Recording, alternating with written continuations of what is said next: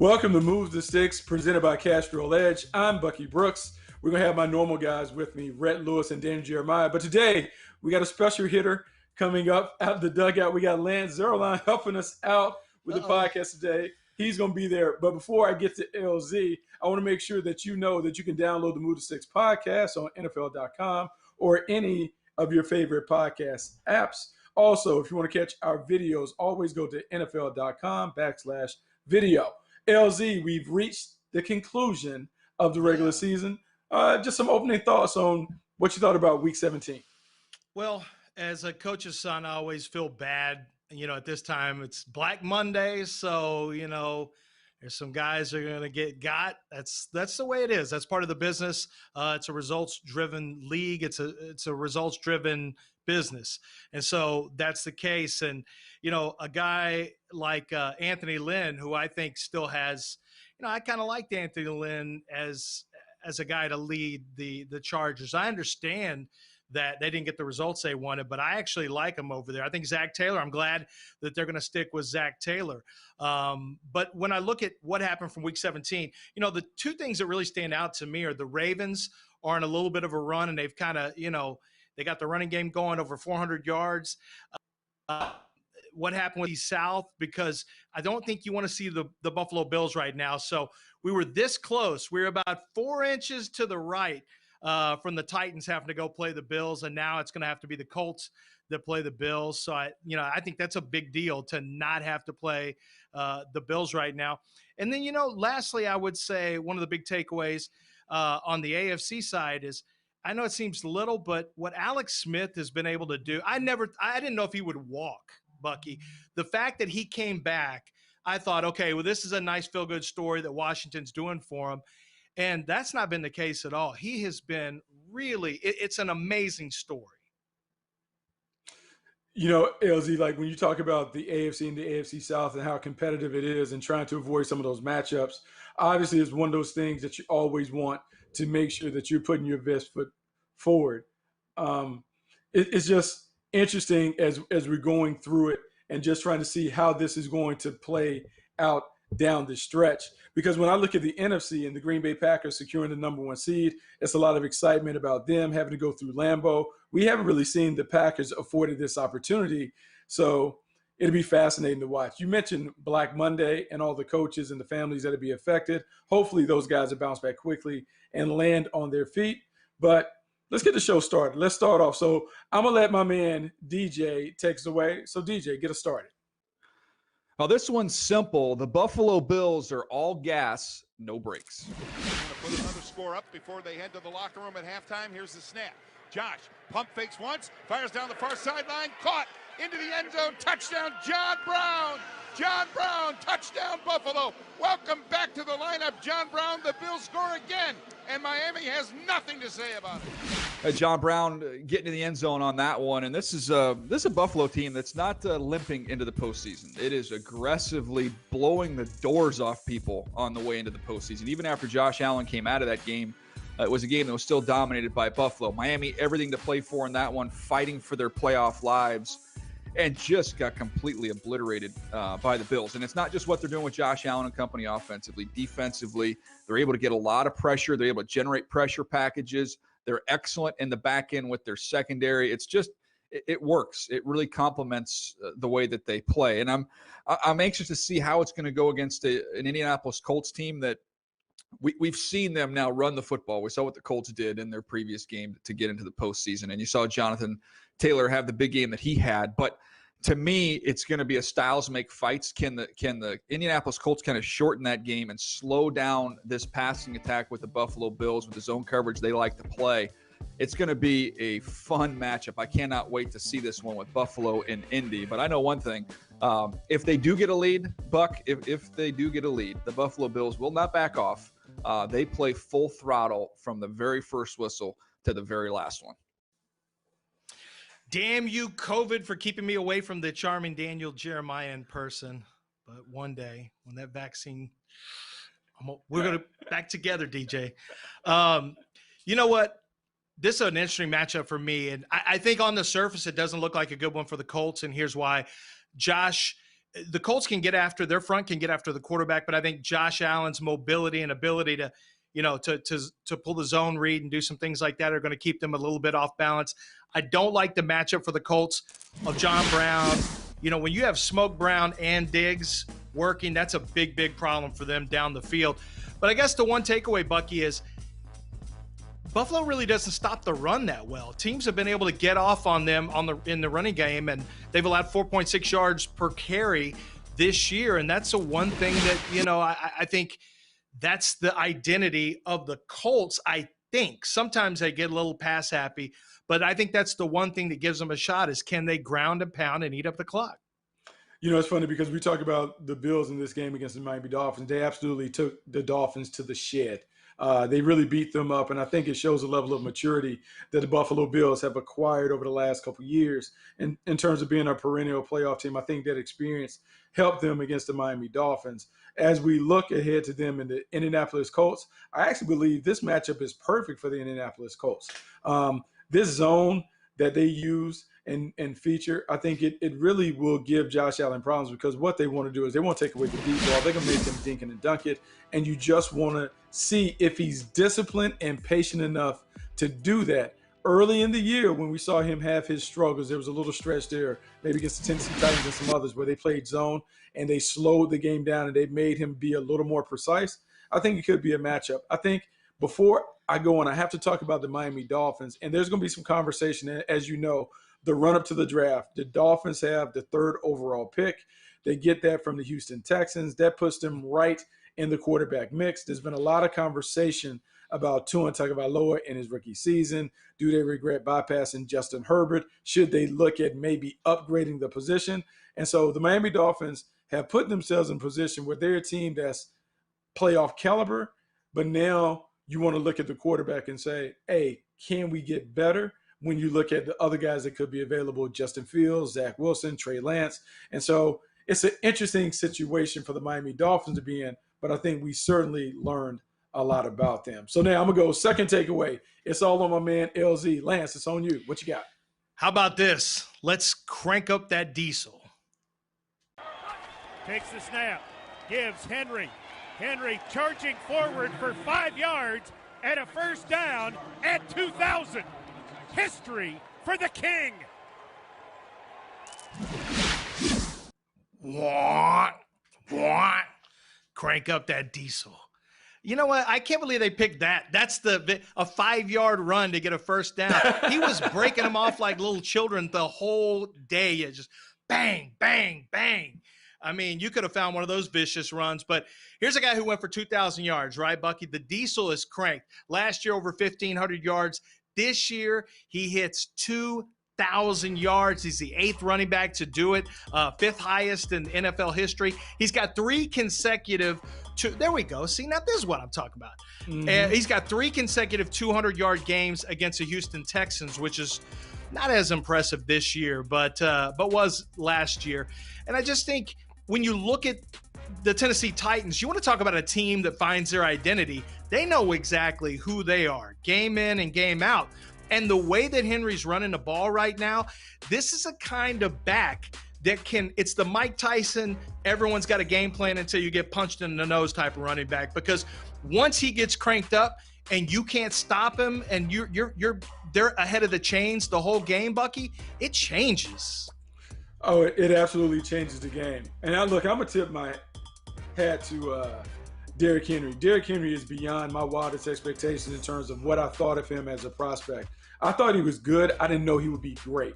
He has been fantastic the last 2.5 years since he's really become the number 1 running back in Tennessee. He's an intimidating combination of size, strength, power. He has home run speed. And what he has really surprised me with has been the durability. When you're a big back and you're slamming up in there 25, 30 times, you just wonder, can he sustain it over a long period of time?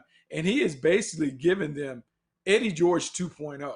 Big physical running back that can get it done. He is really the driving force of the offense. And with Ryan Tannehill and A.J. Brown making plays in the passing game, Corey Davis, Jonnu Smith, this is a very tough team. The only thing that prevents me from fully jumping on the Tennessee Titans bandwagon, man, their defense still troubles me. The fact that they struggled a little bit with the Houston Texans, I don't know, man. They haven't been good. They don't have a pass rush at all, despite paying big money for Jadeveon Clowney or whatever. Like, they never got that pass rush. I just don't know if you can win and win consistently without having a pass rusher in this league. One quick follow-up from kind of a scouting note. One of the things that I noticed was if you put Derrick Henry offset, it was no good. Like, he couldn't get the long legs rolling. And I mentioned that in my scouting report is you got to have him off. You got to have him as a single setback, or, he runs from 8 yards deep. I know a lot of running backs will go from 7 yards deep. He goes from 8 yards deep. And once he gets those legs unfurled, it's a problem. So that's one of the things from a scouting standpoint, Bucky, I know that you pay attention to as well, is some running backs aren't built for the offset. They got to be getting downhill so they can get to where they need to go and crank up that diesel. I mean, he certainly can crank it up. So I'm going to go with my third takeaway. The Cowboys blow their chances. Ooh. It's 3rd down and goal, and the snap back to Dalton. Looking around. A block from Elliott. He's in trouble. Rolling left. Heaves it up. It's a duck in the end zone. It's intercepted. McKinney, the rookie safety, just waited for the balloon to fall to him. Hey, look, it didn't work out for the Cowboys in the end because the Washington football team was able to clinch, but the Dallas Cowboys had an opportunity to really finish their season with a bang. They had been hot, entered the season finale with a 3-game winning streak. But I'll be honest with you, man, this team was a smoke and mirrors team. They could never stop the run under Mike Nolan. They weren't necessarily a physical team. They didn't commit to being kind of like one of those bully type teams that we have known them to be during the Ezekiel Elliott era. And all of their flaws and all of their warts were on display in this game. Never could control the running game. Got dominated in the trenches. Some of that is due to injury of their offensive line. But they were just dominated. They were dominated up front. And a New York Giants offense that couldn't score against anybody else in the league went up and down the field the first half. And so I think the Cowboys will look back. This would be a season regret. They never could get it going on either side of the ball, and they have to get it fixed this offseason. That's a tough spot in Dallas. I mean, you got a head coach who players were openly, kind of rallying against earlier in the season, a quarterback in Dak Prescott that ownership didn't seem to be fully on board with. And if they were playing a little bit of hardball in terms of, what the salary structure was going to look like. You paid a running back a second contract, which is, man, that's looking like a bigger and bigger, crapshoot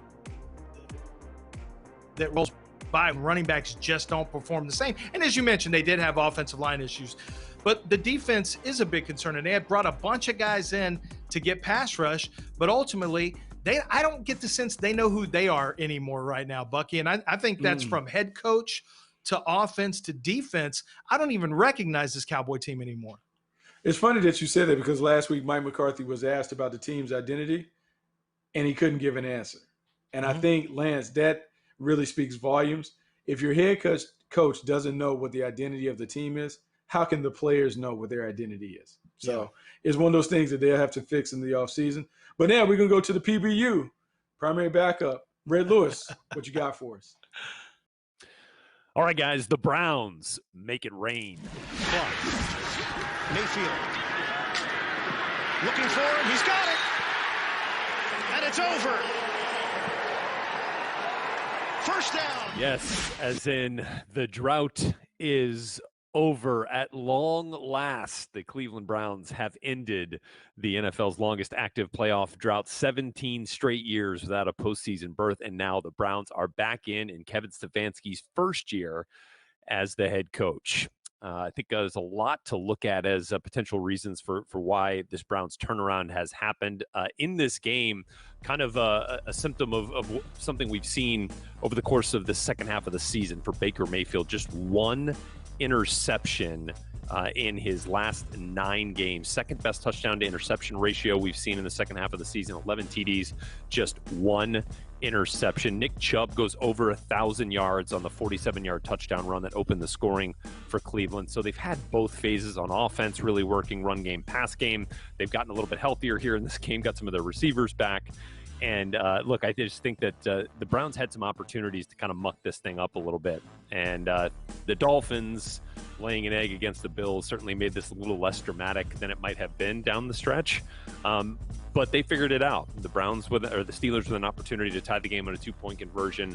Browns stop them, recover the onside kick. They figure out a way to end the game late with Baker Mayfield, as you heard there. And so the Browns are back in. And now, for the 15th time in NFL history, we're going to get a rematch. We're going to see the same thing in the wild card round that we saw in Week 17. The Browns and the Steelers will meet up again in Pittsburgh this time. And so, it's kind of a little playoff deja vu for Cleveland. Last time they were into the playoffs, it was the Steelers who knocked them out all the way back in 2002. And then even going back to 94, the second to last time the Browns were in the playoffs, it was the Steelers who knocked them out. So Browns and Steelers this wild card weekend will be a fun one.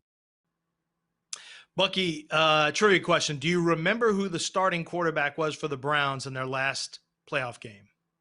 In the loss to the Steelers. I would have to go all the way back. Let's see, maybe Kelly Holcomb. Oh, look at you. Only because That's right. It was Kelly Holcomb. Only because Butch Davis was the coach. Don't ask me why I know that random factoid. I'm not a Browns fan, but yeah. Yeah, my dad was on that staff.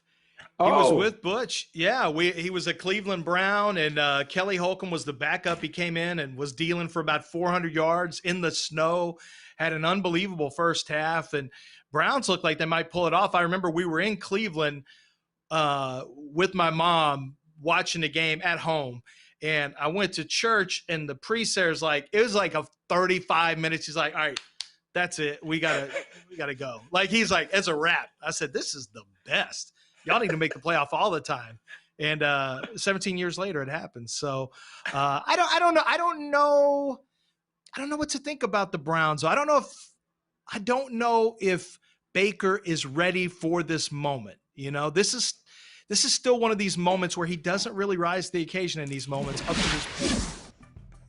Yeah, it's funny because it appears that Kevin Stefanski and Alex Van Pelt, man, they desperately want to put the ball in his hands and let him be the driving force of the offense. But this offense is much better when they are able to ground and pound.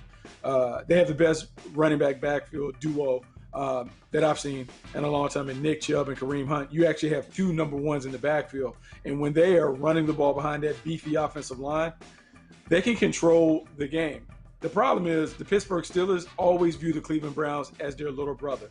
They're going to be more confident that they can knock them off because their JV team kept this game to within 2. So now when you bring the big boys back, TJ Watt and Ben Roethlisberger and some of the other guys, I just feel like the Steelers are going to have that edge. But let's see.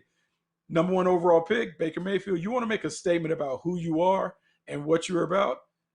The playoffs are where you make your legacy. So we'll get an opportunity to do that. So Lance, you're up next. 5th takeaway. Well, I'm just wondering, Bucky, if the Indianapolis Colts can learn to play 2 halves. 2nd and 10. Rivers taking a deep shot, and it's picked off by Wingard. Man, look, this is the problem here because the Colts can look really good in one half, but they rarely look really good in both halves. We've seen them come from behind and get wins on multiple occasions. We've seen them have to hang on for wins in the second half. We saw them blow a game to the Pittsburgh Steelers, which would have won the division for them because they were going to beat the Jacksonville Jaguars regardless. But Jacksonville got the ball down 6 yesterday, with a chance to take the lead. So I think this is a real concern, Bucky. You have a Colts team that has moments where they look really, really good, but it's kind of like the quarterback, Phillip Rivers. There's just some limitations, and it prevents them from being as good as they potentially could be. And one of the limitations they have is that they just don't play 2 halves this year. And that's certainly not on Phillip Rivers. I think the secondary, and the defense in general has to take some of the responsibility there too. Yeah, the Colts are a fascinating team because they're one of the few teams that I believe can make a run from down at the bottom of the bracket. When I look at them, I think they have everything that you need. They're physical up front with their offensive line. They have playmakers along the defensive front with DeForest Buckner, Danico Autry. They also have Justin Houston also making plays. And then Matt Eberflus getting this defense to play this vision and break zone coverage. That can make it very, very difficult and challenging. The problem is they don't put it together for an entire half. And because they are so static in how they approach it and do it, I worry. I also worry about Frank Reich falling in love with Phillip Rivers. And the version that he's fallen in love with is not the 2020 version. It's the 2007 version of Phillip Rivers that can really make all the throws. And so as long as they use the running game and center that gives them a chance. I just don't know if they're patient and disciplined enough. But it is one of the best games to watch. The Indianapolis Colts going on the road to take on the Buffalo Bills. Man, I can't wait. That is fascinating. So it's on me. Number 6, the Rams win the battle of the backups. Out of timeouts. Wolford still has it. Get down. He's going to get the first down. Hey, Lance, I don't know. I think this is one where I think you are rewarded for all of your effort, because to look at this game and to know that this game comes down to 2 quarterbacks, one for the Rams and John Wolford, who I never would imagine that, one, he would make the league, but let alone start in the league. It's fascinating. The fact that he threw for 231 yards, he did have an interception in the first attempt of the game. He ran for 56 yards, and he kind of sustained an offense that was sputtering or whatever. But when I look at him, Lance, man, he looks so small in comparison to some of the other guys. And I know this is a league where we're seeing Kyler Murray and other guys kind of break through those norms, Russell Wilson namely. I'm fascinated, man. I'm fascinated that a QB2 can get the Rams to where they want to go. They're in the tournament. And if they have to start him against the Seattle Seahawks, I do worry, but I'm not as worried as I would be for some teams, because their defense is lights out, and Brandon Staley deserves a lot of credit for that. You know, I think it's interesting to think, can McVay scheme it up enough for Wofford if he has to step in for Goff, if Goff can't make it back. And I think Cam Akers obviously is going to be huge. The running game is going to be huge. That goes without saying. But you do have weapons like Higbee. You have Woods. I mean, you have guys that can make things happen with the ball in their hands. So how do you get it in their hands and not put your quarterback in situations where he's got to make tough throws? It benefits you that you have a defense that's terrible against the pass, so that certainly helps. But you'd also like to be able to exploit that. And I just wonder, how do you approach that, Bucky? Do you exploit their weakness, or do you try to stay within what your quarterback can do? Well, the worst thing that has happened now for the Rams is everyone now knows what John Wolford is. And so now you can have a game plan for him. And based off of what I saw from the Arizona Cardinals, if I am the Seattle Seahawks and if Jamal Adams is healthy, Jamal Adams, have your day with him, because I am sending him on pressures and blitzes all over the place, because we saw him get a little chaotic and try and run around. Well, now that we have seen it on tape, I am going to design a blitz package and a rush that makes him throw from the pocket. He is not getting on the edges. And if we can, because he's kind of fancied himself as a tough guy, if he's going to keep running and not sliding and getting down, we're going to lower the boom on him, and we're going to see how tough he is and see if he can finish it. Return of the boom. Absolutely, return of the boom.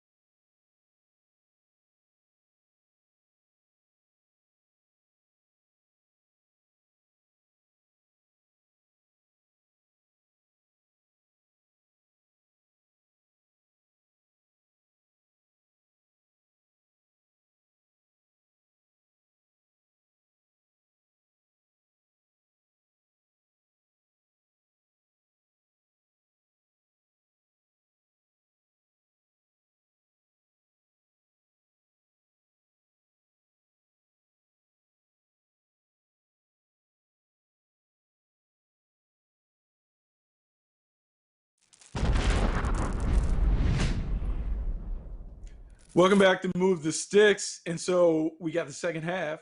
And so we're going to start with DJ. DJ, get us started.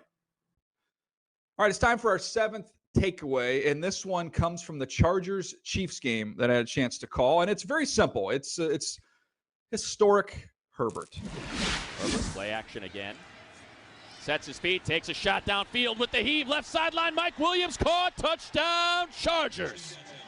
All right, just saw Mike Williams on that one get into the end zone, and this is something Justin Herbert has done really all season long. He's put together one of the best rookie seasons, if not the best rookie seasons for a quarterback, shattering record after record. It felt like during the game, every time something happened, Matt Money Smith was like, well, there goes this record, and there goes that record, and just an incredible performance. I know it was backups for the Kansas City Chiefs, but there were a lot of backups playing for the Chargers. No Keenan Allen in this game, no Hunter Henry. Austin Eckler went out early.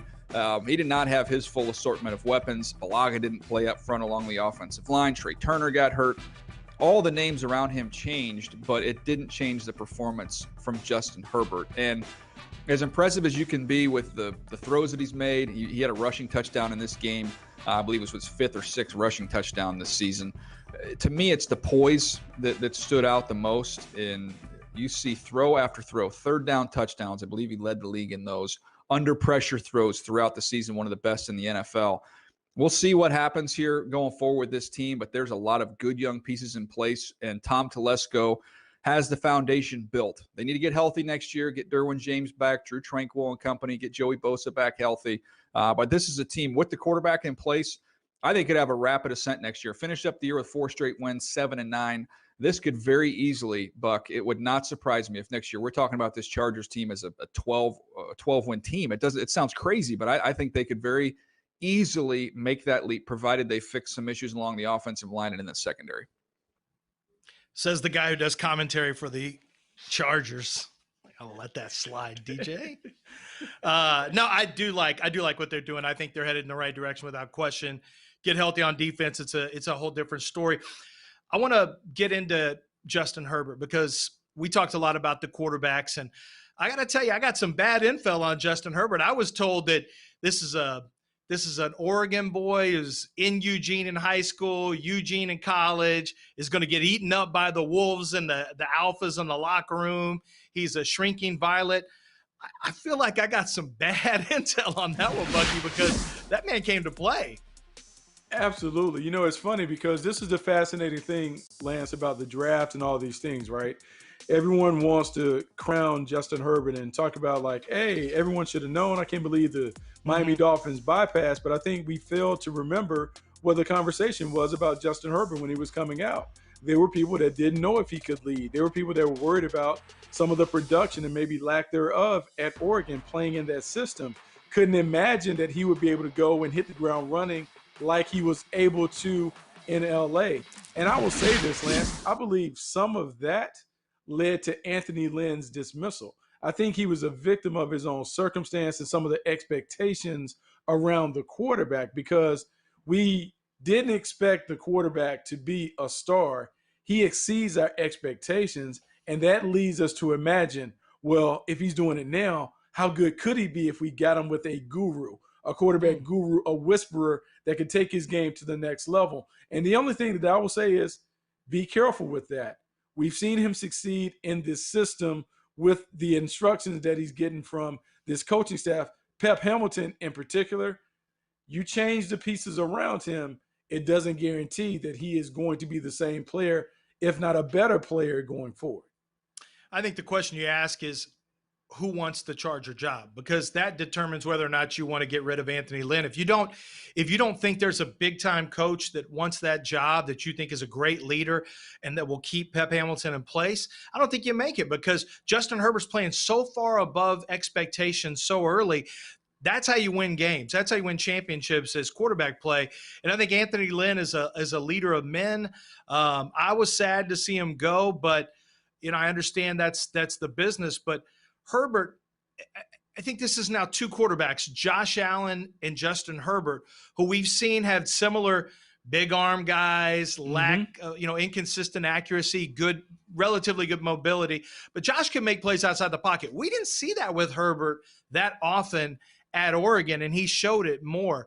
And clearly he's gotten some good instruction. And, this is also something that I know you've had to deal with over the years in the actual buildings is I saw some things where I went, wow, with Herbert, but then it just wasn't consistent enough. So I decided not to grade the flashes. I graded the overall. And in this case, maybe grading the flashes was the right call. But how tough is that when you have to try to decide whether you're going to grade the flash and project, or you're going to grade what the overall body looks like? Oh, Lance, I'm all different now with quarterbacks. I've learned my lesson. Two things. Like, one, I was bullish on Justin Herbert, but I wasn't. I was conservative on Josh Allen and even Lamar Jackson. And right now, grade the talent for the talent. Now, you can have the imagination, say, look, man, this dude is really talented. I don't like it. Some of it is ugly, but he is very, very talented. And if you get him in the right system, he could pop. And I think with Justin Herbert, that's what we were able to see. So now we're on takeaway number 8. It is the Lance D Show. See ya, Sam. On third down, looking for number 6, goes toward the end zone, intercepted. Jonathan Jones with the Patriots' second interception of the day, and that will stop the Jets' drive. Look, it's not fair. Sam didn't have help. His offensive line over the years has not been very good. Hasn't had as much of a running game as expected when they had added Le'Veon Bell. Obviously, wide receiver that Robbie Anderson let him go. And, Denzel Mims has done some things as a rookie. I think he still shows some ability, Bucky, but the way that Justin Fields just got done playing, and we'll see how he plays in the championship game, the ability that Zach Wilson has, I just think if you're the Jets, you really have to consider hitting reset on the rookie quarterback contract, moving Sam Darnold, and adding more picks. Because the one thing the Jets need are more players, and the way to get more players, more picks. And I think Sam is going to be gone in New York, from New York. It's funny because there's been a lot of this conversation about Sam Darnold and, poor Sam, he hasn't had this, he hasn't had that. But, man, that's a tough business. And, Lance, when you're picked second or third overall, they expect you to make it better. And so I think the thing for me over 3 years, I've seen a flash or two, but I haven't seen enough flashes to say that Sam Darnold is going to be something special. And so when I think about his prospects on the open market, the trade market, I don't know how much he's going to fetch, because we've heard people talk about, he absolutely get a first round pick or they'll get a second back for him. I don't know if I've seen enough to really give that up to help the Jets get out of this situation that they're going to be in when they do select a new quarterback. He's fine. He's athletic. I give him credit for being tough. But, man, the giveaways, the turnovers, the bad stuff that showed up at SC has continued to show up in his play. And I just don't know how, as a team, how do I value that? Like, what am I willing to give up to take somebody who, look, I got to fix him. I got to fix him and get him right. I don't know. It'd be interesting to see what comes back from that. Well, and how much is going to be long-term issues? How much is he just going to drop his eyes and not be able to focus down the field? And really, Bucky, what it gets to is, to our conversation previously about the quarterback position, you're either a playmaker or a snap taker for the most part. I mean, you're going to fall in one of those. And we know who the playmakers are, and we know who they're not. And snap taker is not a derogatory term. It's just, you game manage and you stay within the system. Sam Darnold's a snap taker. He's not a playmaker. And I don't know that I'm giving up. I mean, even a second is a projection. If you want to give up a second for Sam Darnold, man, you're projecting a lot, because right around the corner is his new contract. Yeah, because you're saying like a second-round pick, that's a starter. So you're saying that he is a starter. So if I'm giving up a second, my plan is that I can start him.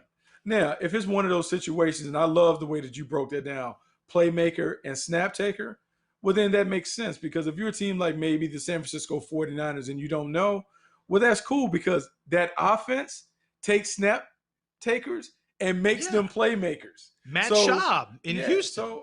So I can understand that. And I'm not saying there's not a place in the league for Sam Darnold, but I would pump the brakes a little bit on saying, hey, he is going to fetch back a number one pick. I don't know if he is viewed like that universally around the league. I think people think he was a good prospect, but we've had 3 years of film to see him. And I know we can talk about the things around him, but those guys stand out because you have a guy down there in Houston, Deshaun Watson, who doesn't have a lot around him. And this year, he only led the league in passing yards and did stuff. And I would say played his best ball with fewer things around him. I would expect Sam Darnold to do some of those things. And so we got the PBU up next. Ray Lewis, what do you got for us? All right, guys, I'm back at it here. The Ravens run away with a playoff berth. Dobbins will carry across the 30. Stiff arms man, 35-40. Leg race, midfield. Bengal 40, 30. Dobbins to the 20. He might. 10, 5. He will. Touchdown, J.K. Dobbins. And it sure does feel like they are a runaway train going down the tracks. And I don't know if there's a defense out there in the AFC right now that can slow down what the Ravens are doing on offense. Over 400 yards rushing, 404 to be exact, fifth most we've seen in NFL history. Certainly, the Bengals were not stopping anything that the Ravens were putting out there on offense. You had J.K. Dobbins. You saw the 72-yard run, one of his 2 touchdowns on the day. That's the longest run of his career.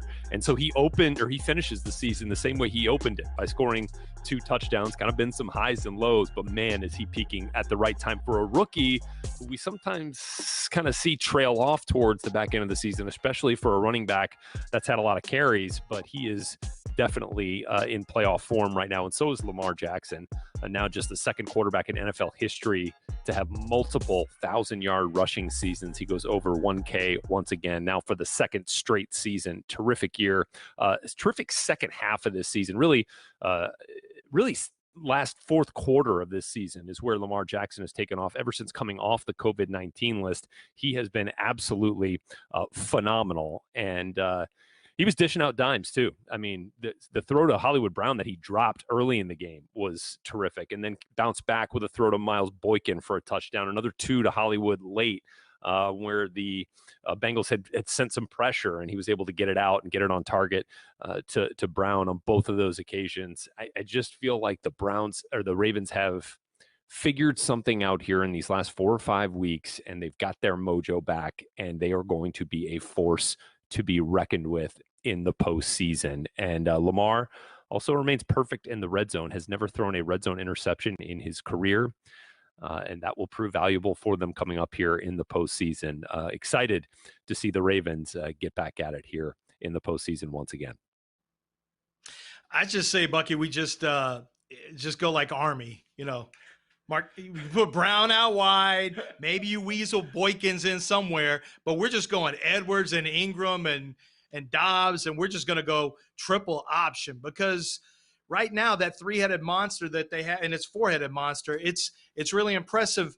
And, I think something that's interesting, Bucky, is that the Ravens did something that was interesting. They decided that despite having a pretty good rushing attack already and pretty good running backs, they went and drafted another one that looks like Mark Ingram, that runs like Mark Ingram. And they said, you know what? Let's draft a strength. Let's draft to a strength and beat people up. And I think if you didn't have that right now, they wouldn't even be in the playoffs, because Lamar has not thrown the ball the same way this year. So what they've done is they just strengthened the strength, and here we are. They've got a brand new level of momentum going into the in the offseason. Into the playoffs. Like Lance, I just can imagine your dad watching the Baltimore Ravens and just getting excited seeing the stuff that they're doing in the running game. When I look at what they're doing with all of the gap action, the pulls, the misdirections and stuff with the running backs that you talked about, it is fantastic how they're challenging defenses to try and come up with solutions for the problems that they create. And so as they go forward, I think they have a real opportunity to make a long run. And don't forget, Lamar Jackson is still throwing the ball pretty well. This is a very, very challenging team to defend. And as you talk about them being Army, I believe counterculture works in this league. And the fact that they're lining up and they're running it from heavy sets, they're running it from spread sets, they're running with the gap misdirection stuff.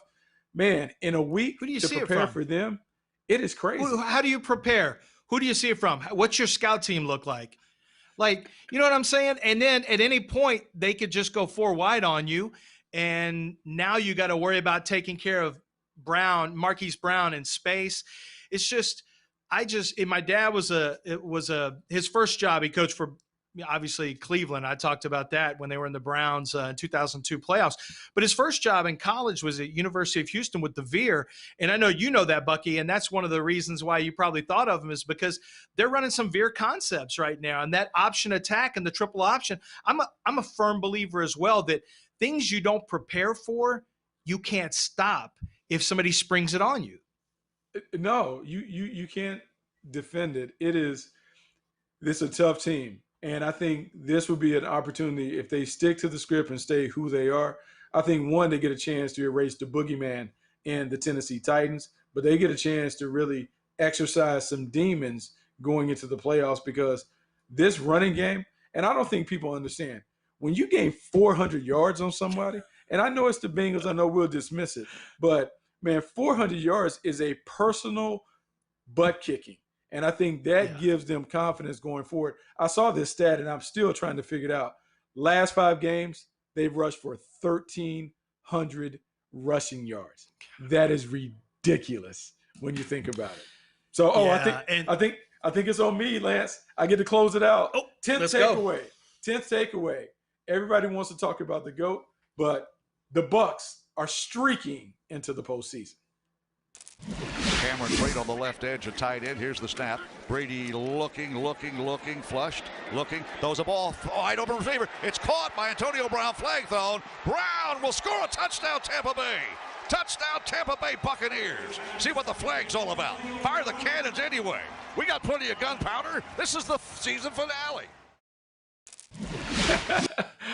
Hey, look, they do have plenty of gunpowder. And I know there was a lot of consternation when the Tampa Bay Buccaneers went out and signed Antonio Brown. People were like, they don't need him. They have so many weapons already. They got Chris Godwin. They have Mike Evans. They have Cameron Brate playing well. O.J. Howard was there, but then he got hurt. Scotty Miller was playing. But here's what happens when you bring in Antonio Brown. My third receiver is better than any nickelback that you can imagine. My third receiver in Antonio Brown is a gold jacket wearer. And now that they have made a concerted effort to give him the ball, some of that was Tom Brady trying to make sure that he got his incentives. But now in the scouting report, I got to talk about Antonio Brown to go with defending all these other guys. Oh, and by the way, I didn't even mention Rob Gronkowski. This Tampa Bay Buccaneers team is beginning to find their way going forward. And as long as they let Tom Brady do what he does, they have a chance. They have a chance, Lance. You know, and the other thing that's important is that you've added depth, because Mike Evans gets hurt yesterday. Well, now you still have a 1 and you still have a 2, which I don't know who the 1 is and who the 2 is, but I know you got 2 good ones for sure, and you can throw another one in the mix. And you got Rojo that's, you know, who's playing well. You got a big bully at running back. You got Gronk. So yeah, I guess the question's going to be, can the GOAT hold up this week against that Washington front? I'm excited. I mean, Sweat and Young off the edge. We saw what happened on Sunday night when Tom Brady was getting heated up against the New Orleans Green Saints. Bay Packers. No. Yeah. It was the Saints. Yeah, that was a game. And once that happened, it was, you know, it got a little nervous. But if they can get that blocked, if they can get the edges blocked, Tom Brady, I agree with you. The ability to add Rojo back and what Antonio Brown brings really gives them an interesting look, because it doesn't look strong right now in the NFC. It's not a strong NFC. No, it's not a strong NFC, and it really comes down to matchups. And, you know, the thing about them playing the Washington football team, I think the magic number for them is if they can score 24 points. I don't know if Washington can score points. Like, I just don't know if they have enough weaponry to deal with what Tampa is going to give them. And so we'll see. I love what Chase Young is doing. I love what they're able to do up front. You're right. Montez Sweat and Deron Payne and Jonathan Allen and all those number 1 picks have really come through for the Washington football team. But this Buccaneers team is finding their way. And as long as they can keep Tom Brady clean, he has still shown that he is being able to get it done. And I'll be honest, I was a skeptic. I didn't think he can do it. Tom Brady has proved me, and he's proved a lot of other haters wrong. Yeah, and he did it with a guy in Bruce Arians who doesn't typically run an offense that would really benefit Tom. But he bent his offense to Tom, and Tom made some, Tom Brady made some changes in what he likes to do and what he was willing to do. And then he took hard coaching too. That's been a big storyline for much of the year. Although, I wonder how much of that is almost like, hey, listen, man, I'm gonna hit you real hard, Tom, but just know I'm gonna love you up. I'm gonna love you up. But these other guys need to see me coaching you hard. I just feel like there's some of that at play. There absolutely is. I just can't see Bruce Arians lighting up Tom and not behind the scenes saying, don't listen to what I'm saying. That's not even a real thing. Well, here's the thing. Now that he has lit up Tom, the Buccaneers could light everybody else up. I like that play on words. That's nice. Smooth.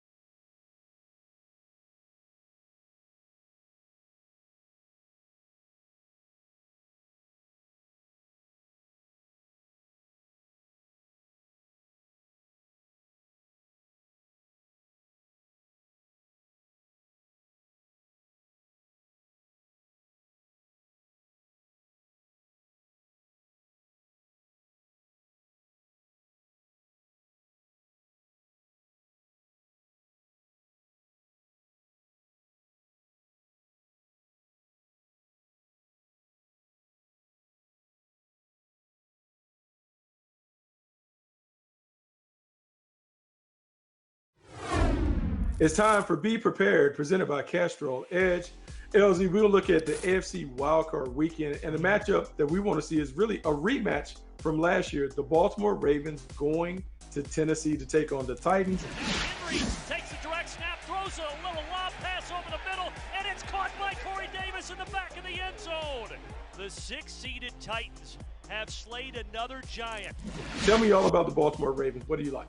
They got to be prepared. Now, last time they weren't prepared, the Tennessee Titans were. The Tennessee Titans came into the Ravens' house and punked them in their own crib. And so what they got to do this time to be prepared is understand that last time they had a game plan for Lamar Jackson. And that game plan, I remember speaking to a scout with the Titans at the Senior Bowl, and I asked about, hey, how did y'all, what a great job by Brent Pease at DC, doing what they needed to do against the Ravens. And he told me that they kind of got the blueprint from an earlier season game that the Bills had against the Ravens. And so what they did was they wanted to own the middle of the field and force everything outside the numbers on Lamar Jackson, from running to throwing the football. So they were prepared in that sense. Now the Ravens have to be prepared to counter that. And that's Greg Roman's job to say, okay, this is what happened last year. This is what we're going to do to counter it. And, of course, you also have to get ready for a little wrinkle because there's no way that Tennessee's coming in with no wrinkles defensively.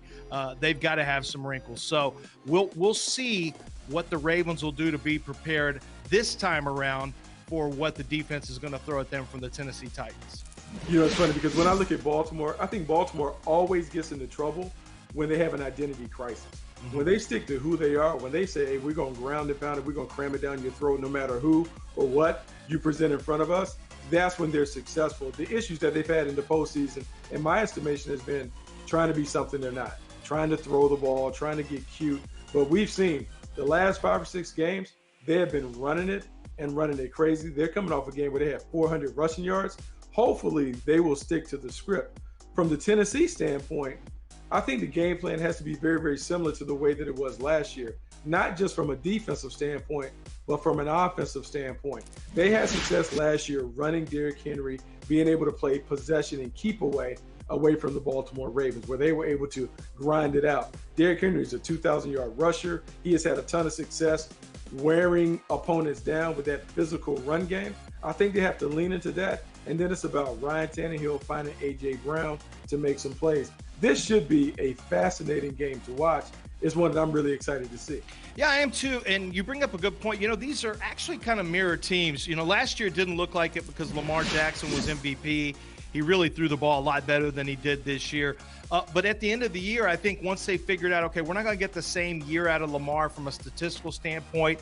He's not the same, you know, productive passer, but he is still another 1,000-yard season on the ground for Lamar. And as you mentioned, they did find who they were later in the year with the running game of 3 very capable running backs. And I haven't even included, you know, the running ability of Lamar Jackson. So when you look at, you know, Lamar can be a little more game manager at times with explosive capabilities. Ryan Tannehill has some of the same thing. Obviously not the same runner, but he can be a guy who does move the sticks on you, and you have to be aware of him around the end zone. And, of course, you have the ultimate battering ram with Derrick Henry. So you've got a 4-headed monster coming at you from the Ravens doing what they want to do, and then you got the freight train coming at you with Derrick Henry, and then what it's going to be is like who can impose will, because you know if we want to roll it all the way back, Buck, we can start talking about Ray Lewis versus Eddie George, and you know the snot knockers that they had back in the day. So I'm kind of interested. This is kind of a throwback matchup. It is a throwback matchup. I'm fascinated to watch. And so everyone can tune in. This game will be played Sunday, January 10th at 1 p.m. Eastern. And that was Be Prepared by Castro Lynch.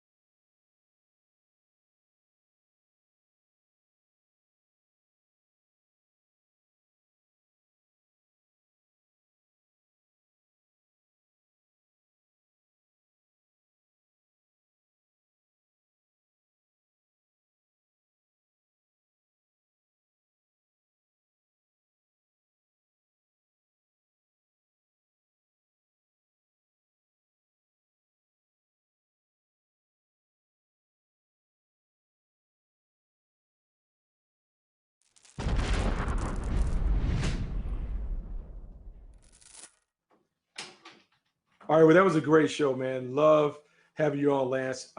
Look, it's wildcard weekend next weekend, but for a bunch of different teams, it is time to think about the draft. You are a draft guru when it comes to writing up all those bios and scouting reports. When does it start? Where can we find all your work? Well, I'm 160 in as of right now, so I still got a lot of work to do. A lot of the big ones, Trevor Lawrence, I got to take that last game into account. Sorry, my man, but I got to do it. And we'll take a look. Hopefully we get them released sometime by about the Senior Bowl. So I think late January, people can start to see them populate on NFL.com. Well, that's cool. Well, they can read all of your work. They can check out the Move to Six podcast on Apple and Spotify. We got it covered. You'll be on the podcast talking about all the draft stuff. So just make sure you tune in. We got you covered when it comes to the draft and all things football. And so thanks for watching Move the Sticks, presented by Castrol Edge.